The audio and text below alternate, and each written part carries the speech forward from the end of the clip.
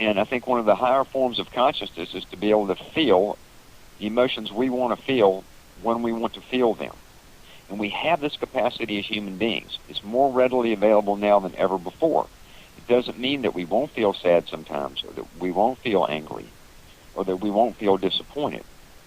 But we can learn how to then make choices when we're feeling, say, disappointed, and shift those emotions in a way that put us back in a place that's more productive.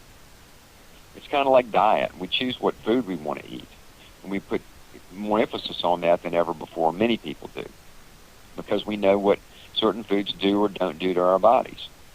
But we have this emotional diet, which means the emotions that we have running through our system all the time that we just take for granted is that they're there. We can't do anything about them. They're only reactions. In the new consciousness, we don't see it that way. We see, wait a minute, I can stop certain emotions. I can engage in certain emotions. I can begin to paint the picture of life consciously with the emotions that I want to choose, and not just be a victim of emotion. This is all part of the newness that's coming in now with the shift. That's part of the evolution of the human species, is a greater ability to utilize our emotions. And that's the difference. And it's a big difference in many ways, but it's not as hard as it sounds. Do you think that people can utilize the precognitive properties that you mentioned before, meaning that we can, if you will, embrace ourselves when we're confronted with something uncomfortable? Yeah, we certainly can. I think that one of the ways to use it is to prepare for things. We call it simply PrEP, P-R-E-P, for those international people around the world, PrEP. Prepping is really powerful. It sounds very simple, but when you begin to apply it, it becomes a really powerful tool. That means this. You mentioned earlier that we are producing, I mentioned and you asked me about it, the energetic field produced by the heart. So we're constantly producing an energetic field, an energetic field environment. And that field environment does change depending upon what we are feeling emotionally. And we do this 24 hours a day for our entire lives. So if we learn that we are creating our own field environment, and we are going to be in, let's say, a meeting that we could be challenging, or we have to have a conversation with someone that we know could be difficult. What if we prepare for that by really going in our heart first, finding some compassion for the people we're going to be communicating with, some extra care, some appreciation for ourselves, and we prepare our own field environment before we engage within that context of that meeting or that conversation.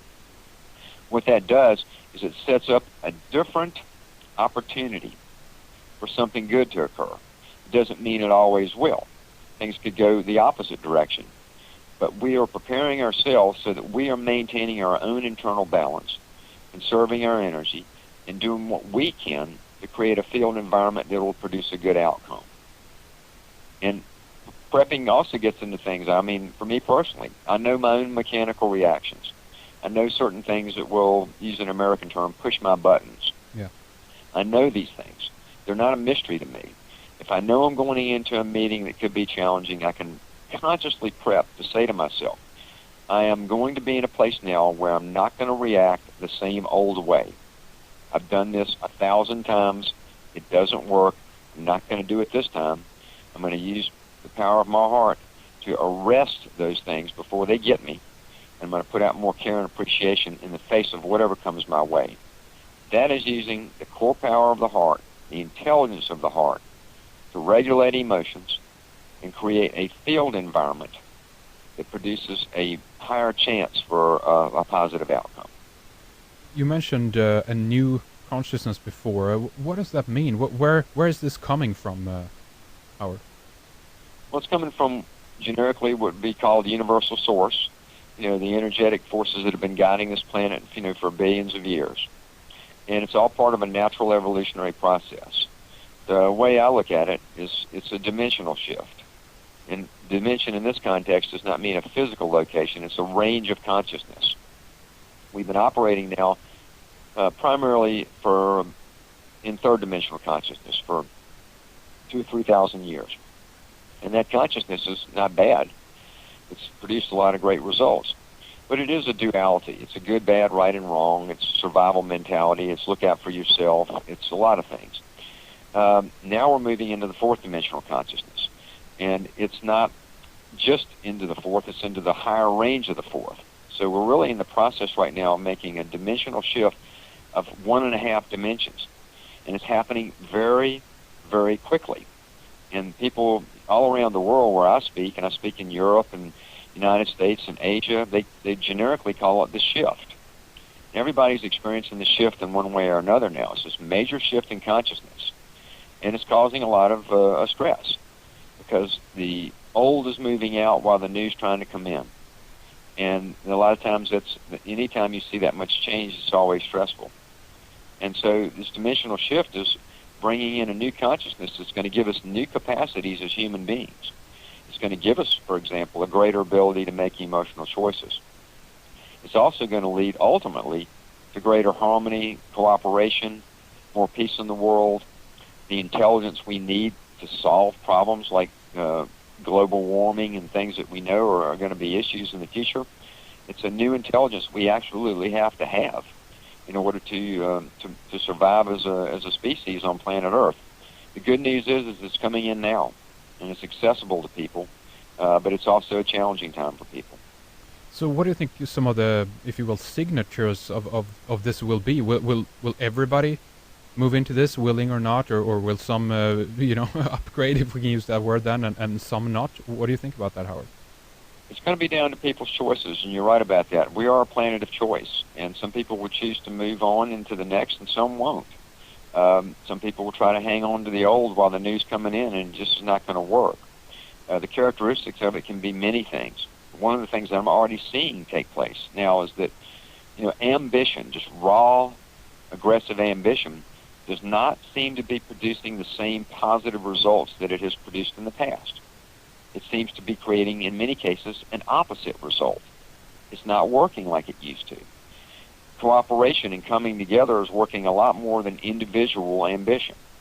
I'm already seeing the signs of that everywhere that I go. That's just one example. Another example might be that for thousands of years, the people that have sort of approached life from a more caring place, a more, open-hearted place, often seem to come out, they don't seem to be respected. They're looked at as weak. That's changing. Now people that have this type of character and this principle and this integrity about them are beginning to be recognized more for that. And there are many things that are going to happen. I get asked in media interviews to describe, well, what is this new dimension going to be like? And my answer to that is, to be honest, I don't know. And the reason I don't know is because it's completely new. And our tendency when we talk about new is we try to see new from where we are today. In other words, we try to put new clothes on what we already see.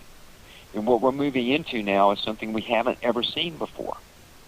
It would be like someone coming up to a person, let's say in the 1800s, who's sitting on a horse and buggy and saying to them, there's going to be new transportation in the future. And if the person on the horse and buggy was trying to figure that out, they probably would be seeing a better horse and a better buggy. But they wouldn't be seeing the airline industry because they couldn't. And that's the exciting position we're in today. It's going to be so different and so new that we really can't see it yet. So my approach is take it day to day, moment to moment, put out more love, put out more care, do what I can to continue to improve myself and stay in alignment with my higher principle, and then help others. And let the rest of it unfold. I don't spend a lot of time worrying about or trying to figure out the future. I try to just stay in the flow with what's going on in my moment-to-moment, day-to-day, because it is big. And your question is like, is it going to shift? Are people all going to shift? Well, not necessarily. But the shift is happening anyway. It's not just about us. It's about the entire planet. It's about the solar system. It's about things that are even larger than our solar system. It's a universal shift that's occurring. We're just a part of it. And so people will either move along or they won't, but we're just one part of something that's much, much larger than we are.